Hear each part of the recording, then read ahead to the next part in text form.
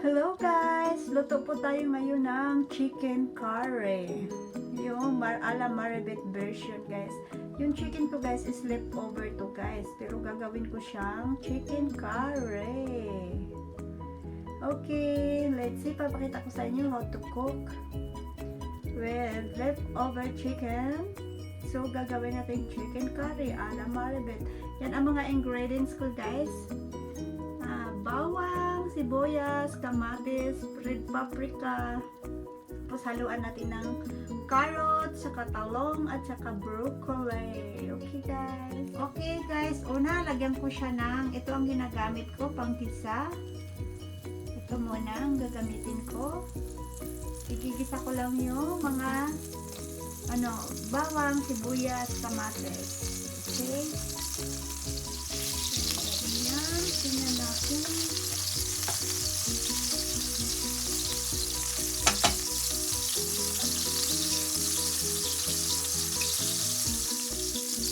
Lagay ko yung bawang, tapos isunod ko yung sibuyas. Tapos sunod natin yung sibuyas guys. Sabay ko na yung kamatis at saka paprika.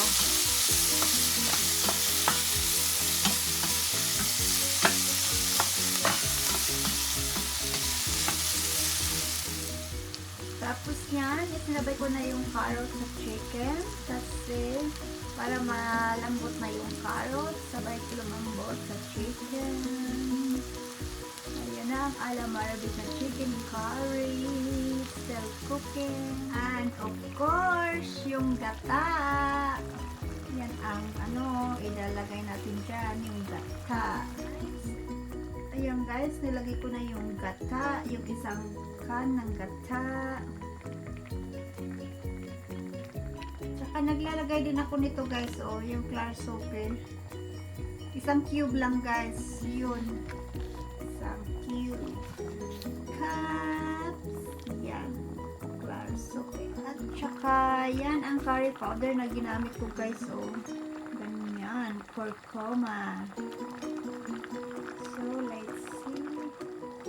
Tapos, lagay ko yung talong. Hayaan ko dyan siya para maluto. Tapos, yung pinakalas na ilagay ko guys ay yung broccoli. Yan ang pinakalas na ilagay ko. Mayroon pa lang siyang naiwan na carrots. Lagay na natin dyan.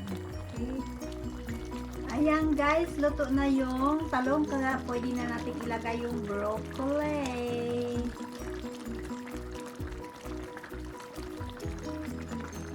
Yung broccoli guys kasi luto na yung talong. Broccoli is the last. Okay, yummy.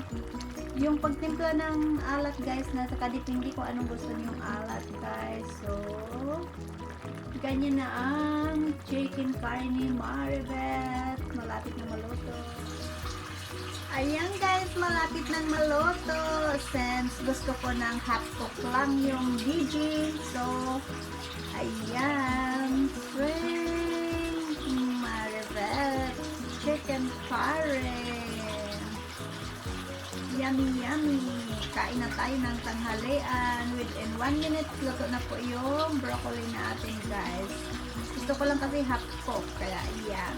Let's do 1 minute and then finish. Time to eat.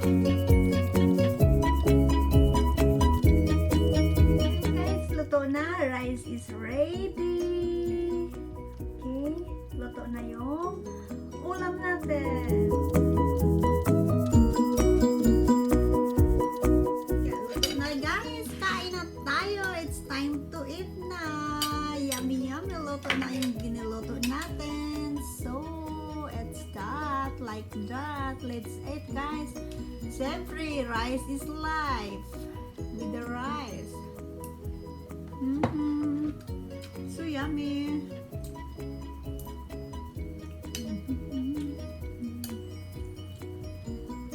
Chicken curry ala Marivet.